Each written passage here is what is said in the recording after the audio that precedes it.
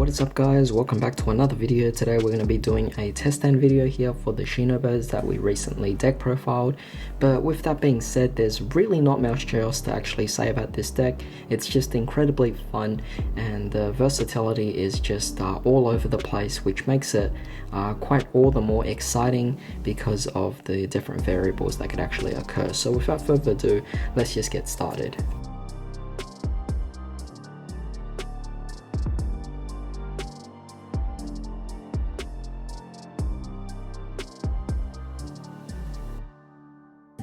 Alright, so very interesting hand as we can see here. Now, of course, this deck is mainly a turn 2 deck for the fact that you're obviously going to be bouncing back stuff and then going for your big plays. So as an early turn, it's really difficult to justify what kind of plays you could actually make with that. But firstly, of course, we could go for the pre-prep, which would allow us to actually search for calling. And since we already have the Baroness, then we're going to search for the Baron. So it's pretty intuitive, pretty simple. So we simply just look for the cards we actually need. So another calling here. And we also get ourselves the Baron as well, which would definitely be quite nice. Now of course, given that your opponent already knows that you have Peacock in the hand itself, you could actually just go for a Ritual Summon and then go for your tokens. So what I mean by this is you could actually go for the calling right away, tribute off either your Baroness or your Baron, whichever you actually want, and you special summon one of them and just pretty much leave it like that. However, what you could do is also this. So instead of doing this just the head, you could also just summon out the Crane. The reason why I didn't want to summon out Crane right away is for the fact that I didn't want to reveal everything in the hand, but if you're going to get a plus out of this, you may as well just go for it. So you just normal summon out the Crane, you go for the calling and you tribute off this, going for that, allowing you to obviously draw a card out of Crane of course. So we're going to shuffle out our deck and see what we get. Alright, so draw one. And we get another Baroness, which is nice because we just got one there, but having this here is also quite nice indeed as well. But with that being said, you kind of leave it as that, and you always have these two anyway to go for your next turn, but you could set the Scapegoat, which would be quite nice, and during the end phase, this would bounce back to your hand, and this would also bounce back to your hand, and you get two tokens right away. If your opponent manages to destroy one of them, then you have enough space to then go for your Scapegoat, which would be quite nice. However, yeah, it kind of sets you up for your following turn, because let's say one of them survives and you go for the Scapegoat, you would have 4 tokens anyway, so that's kind of a level 4. With the Crane, you could go for either your Shino Baroness or your Shino Baron for the pretty much the follow-up effect to actually take out any of your opponent's cards if you actually need to. However, like I said with the very beginning here, that testing going first isn't really the way this deck particularly works. We're just gonna move on.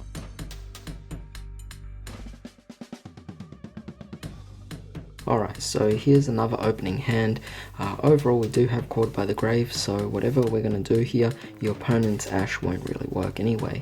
But we got the pre-prep, so it allows us to actually go for the Shino Baron again, and another calling, which is obviously quite nice. Let's see, what else can we actually go for here? Well, as you can see, we do actually have the Shino Baron, or the Shino Baroness, so it's up to you what you want to do. In this case, I could actually go for just the Shino Baron, because the Baroness, yes, while it actually allows you to special summon one from the deck, we already have one over here, which makes it quite interesting. But to be honest, I'm actually kind of thinking the same thing as well. Let's go for a bit of variety, and let's, instead of going for Baron, let's go for Baroness. So we're going to activate this and tribute off this, go for our Baroness. Baroness will then special summon out at least one from the deck. In the previous turn, we didn't have anything in the hand, so obviously we wouldn't really go off benefiting off Peacock, so you could have also went for the Baroness last turn as well if you had wanted to, but I kind of wanted to go for the Peacock for the fact that its effect actually bounces back monsters as opposed to spells and traps, which in this case Shino Baron was kind of more favorable over the Baroness. But now we could actually special summon from the deck. In this case, it's pretty obvious what we're going to summon out. Just go for the Amano Iwato, and that pretty much is going to negate all monster effects on the field, which is absolutely amazing. But with that being said, during the end phase, well, firstly you set down your Caught by the Grave, and then during the end phase this will bounce back to your hand, you get out 2 tokens, and yeah, you pretty much are in good hands from that point on. But yeah, with that being said, there's not much else we could really do. Having this is definitely a very strong start, so let's move on.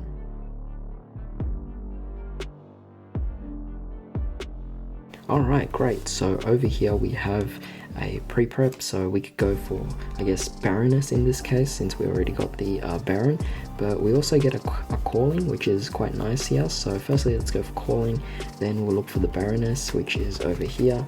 We're going to shuffle our deck because we actually have the Upstart. And from there, we're going to activate the Upstart, and we get another Baron, so it's quite interesting.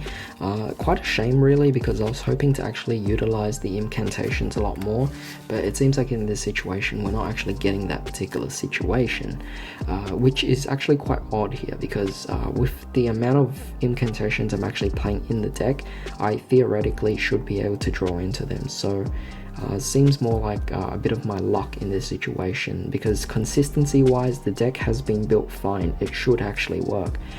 Definitely really weird, but with that being said, it looks pretty simple in this situation. You can't really do too much. You can just go for your ritual summon, it bounces back, you get yourself 2 tokens, kind of preparing yourself for next turn, but you also put one of them in the grave, which I guess it'll kind of help out later on when you're about to get your bookstone, or when you're about to get your pencil plume as well, which would be quite nice. But with that being said, you kind of have this as an option, which either way I wouldn't really complain about that. It more so, like I said, it sets you up for turn 2. So without further ado, let's just move on to turn 2 plays. I think it's a lot better. Alright, excellent. So turn 2 now is very interesting, of course, because we have over here our pre-prep, which would allow us to actually add our Calling and also our Baroness. And over here we, oh man, I can't believe we actually got a second one. That's definitely very nice. We got Scapegoat, so we could set it. That's fine, of course. And from here, hold on, let me just bring this all here. But what we could actually do is we could actually activate the Calling. This would allow us to tribute one of them. I'm just going to go for the Baroness and get rid of the Peacock, and this will pretty much allow us to special summon out something from the deck. So in this case, we're going to go for the Amano Iwato. Definitely very powerful, of course. And then we could also go for the pre-prep. So the way pre-prep works is you could just add a level 7 or lower ritual monster from your deck. The only target we actually have here is the Chalice Line. And from there we could also just add back our Calling as well, which is definitely quite amazing here. So you can see that we're kind of recurring, and we already have a +1 in this particular situation, whether it's defense or attack, doesn't matter at this point because it's going to come back to the hand anyway. But yeah, so we have Chalice Lime, so it's up to you in this particular situation. You could pretty much reveal this card again, discard one of these cards, so you could actually just go for the pre-prep if you actually wanted to, or you could go for the Calling again because it doesn't really matter maybe. I don't know, it's up to you. You already did go for a ritual summon, so yeah, that's definitely okay. But then again, it is after this card's resolved its effect, so it does make you think, because in this case you can't actually activate your effects anyway since you already got the Amano out, so it kind of sets you up again for the following turn. But either way, you have yourself a great option to actually attack the opponent. So here's an slightly alternative play you could actually make. Since we're turn 2, attacking this would definitely be very powerful, and this would also bounce back their stuff as well. But however, what you could do is, instead of going for the Amano Iwato, you could actually just go for a different spirit monster instead. So in this situation, you have your choice of your Shinobird Crane. So what I mean by this now is we go for our Crane, right? And now we actually have Chalice Lime's effects being active again in this situation. So we go for Chalice Lime, reveal it, we discard our card, and we actually can go for one of our monsters here. And in this case, we already have Crane right there. So what's the best card to actually go for? Well, I was actually thinking about Candle, sorry, but no, Talismandra would be what we're bringing out.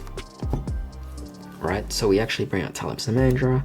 Talismandra will then allow us to then add a ritual monster from our deck to your hand. So you could actually just bring out the Peacock, and from there you pretty much go for another ritual summon with the Shinobird's Calling. So what we could actually go here is we could go for the Shinobird's Calling, get rid of Peacock, well, not get rid of Peacock, but you could actually just banish a spirit monster from the grave. So we're getting rid of the Peacock, and we're going to go for the second Peacock as well, and this will pretty much bounce back all your opponent's monsters, non-targeting, remember that. And from that, Crane will allow us to draw a card, so I'm actually going to shuffle our deck again. And we draw, we get a Baroness, which is okay, that's okay of course. We'll just send this over here, and yeah, we ritual summon, so we won't lose the 2500, but that's okay, that's fine, because right now what we could do is we could actually just link summon the Crane and the Talismandra, and this would allow us to go for quite a variety of options. Obviously we have here the Phoenix or the Cerberus, whichever actually works for you in this particular situation. So we already used both Baroness and Baron's effect to bounce back the opponent's stuff, which is obviously a very, very powerful move. But we could actually go for Phoenix and Nightmare as well. Now the reason why I like those two cards in this particular situation, unlike all of these over here, is for the reason that, well, if you actually go for these, you could use one of their effects as an extension, I guess, to destroy more of their cards, and as a result you could discard the Chalice Lime to the graveyard instead. I don't know, I mean, at this particular situation, what I kind of want to do is we're just going to go for our basics here, the Underclock Taker, just because it allows you to reduce the attack and go for a big attack over here. Pretty simple, pretty standard. If you want to extend and go for game, you could go for the Monster Reborn, bring back the Crane, and you have 1500, 2500, which already makes 4k, you have 3000, which makes 7k, and you have 1000, which makes 8k, and if you have to reduce any monster's effects or whatever attacks and everything, then this is always there as well. But keep in mind that both Baron and Baroness already came out on the field, so you most likely already got rid of the entire field, which makes this one of the biggest OTK combos just right off the bat.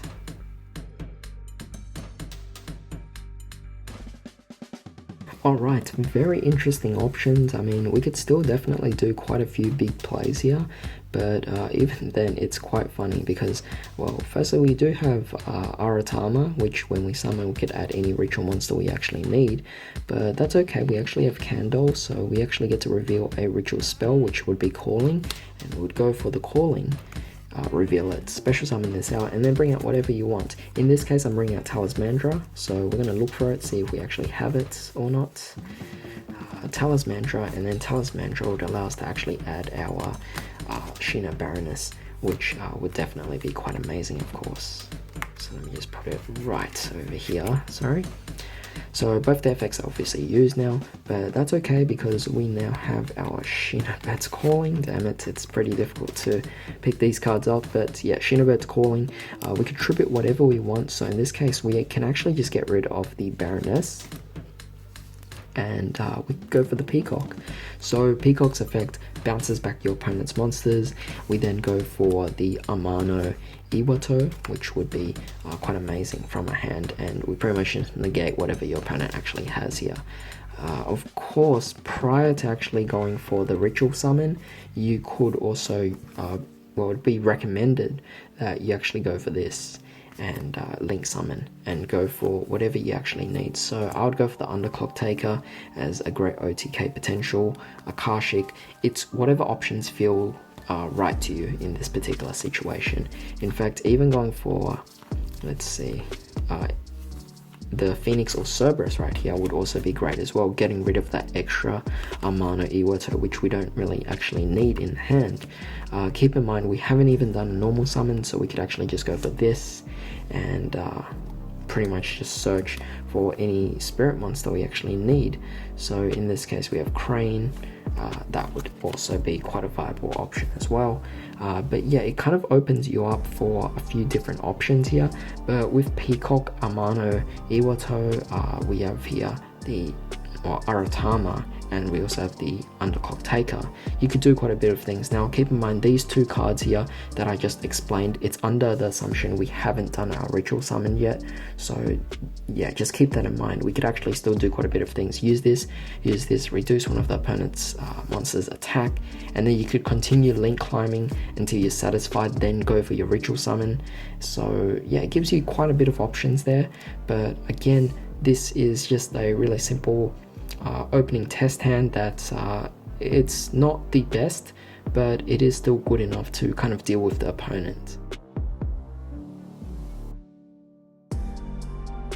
Alright, very interesting. We do have Aratama, we have Talismandra as well, which is nice as well, because it reveals Ritual, and we have 2 Rituals anyway. We also have Power Spot, which is kind of like, it's not as active right now, but it could be active later on. But let's see what we could actually do. Can we actually go for an OTK? Because we have both the Baroness and Baron in hand as well, which is quite nice. So let's actually go for, firstly, Talismandra's effect. So we're going to reveal a monster, either one is fine, special summon him out, and then bring out one of your incantations. So in this particular situation, you have quite a few options, but in this case, since you haven't done your ritual summons yet, in this situation, I think the best option would be to go for your Candle, which is the only thing you could actually do.